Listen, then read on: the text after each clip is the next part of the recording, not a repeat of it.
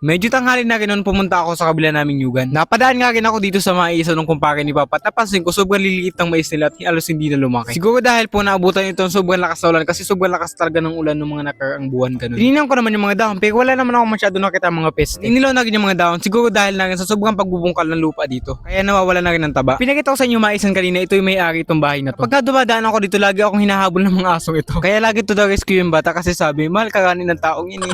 Ayun mahirap din kasi kung makakagat ka ng aso tapos mga walang tao. Napadaan na rin ako dito sa sobrang taas sa tambak ng mga bauhan. Palagi ko na ito napapakita sa inyo sa aking mga vlog. May salang na rin sila dyan kung napapansin nyo yung may mga tambak na maliit na kawayan. Yan yung butas na may laman na uling na bao. Ipakita ko na rin sa inyo yung paggagawa ng ganyang uling dati. Naandito na nga rin ako sa aming nyugan at sobrang dami pa palang kakao dito hindi pa namin nakukuha. Sayang nga kasi nabubulok na yung iba kung napapansin yung mga itim na. Yan yung bulok na. May mga langka din pala kami dito kaso nangyari na nga bulok kasi hindi nabalutan yung bunga. Dapat kasi yung binabalutan habang maliliit pa para hindi makisot ang mga bubuyog. May drum na bakal din pala dito. Ito yung ginagamit upang pag-ulingan din ng bao. Kaya kung napapansin nyo maitim na din yung loob kasi napag-ulingan na namin to dati. Ang kaiba nito sa buto sa lupa ay napakatagal ito pag-ulingan ng bao. Inaabot din siguro ng mga 5 to 10 hours basta sobrang tagal ganun. May mga paminta din pala kami dito. Tanim pa pala to ni Lolo na nabutan pa namin. Kaya hindi na namin kailangan bumili ng paminta kung kakailanganin namin. Marami kaming paminta pero tanim ni Papa, tanim ni Lolo. Sa may bahay, tanim ni Papa yun. Pero dito sa kabila namin yugan, itanim ni Lolo. Di ko na nga naabutan si Lolo pero at least naabutan ko yung mga tanim na diba? Kami na din lang para naglagay ng mga kahoy na yan upang gapangan ng mga paminta. Puno ng kakawate o madidi kakao ang lialagay dyan upang mas mabilis tumubo, ganun. Naalala ko nga dati nung kami ng kuya ko nandito, nagtatanim kami na naglalagay kami ng mga kahoy dyan. Wala kami pantali dyan sa pinakang paminta na ilalagay sa pinakang puno, kaya yung damit ko na lang inilagay namin. Ganito pala yung tsura ng dahon nito, medyo hugis poso tapos matigas naman. Kapag matigas na yung bunga niya, pwede nang i-harvest at pwedeng ibilad na lang. At doon na yun magiging itim yung kulay at pwede nang gamitin sa ating mga lutuin. Marami na rin yung bunga nito at medyo matigas na rin at mga ilang araw pwede yan i-harvest. Marami pa rin naman sa amin pinatuyo yung ganyan kasi nung isang araw si Papa nagpatuyo kasi may mga time din siya sa bahay na ganyan. Kaya hindi pa namin kailangan magpatuyo agad at pwede pa yan tumanda o mas tumigas pa ganun. May mga fruit trees din pala kami dito gaya nitong avocado at itong pili. Kaso wala pang bunga yung avocado kasi hindi pa naman talaga tagbunga ng mga avocado ngayon. Yung pili tagbunga naman ngayon pero hindi ko lang kung bakit hindi yan bumubunga. Saka napapansin ko dyan sobrang taas ng taas hindi naman bumubunga. Siguro dahil dyan siya tinanim at nakikipag-unahan sa mga niyog. Baka kasi taas lang siya ng taas kasi baka naghahabol ng init ng araw. Para sa akin lang naman po, ano po sa tingin nyo? Pagdating ko nga dito sa may taas ay nakita ko na naman yung bundok na gusto kong puntahan matagal na. Kaso susubukan lang yun baka ilang araw ako bago makakating dyan. Hanggang dito na lang din. This is me, Tintoy, nature lover, and I hope you too.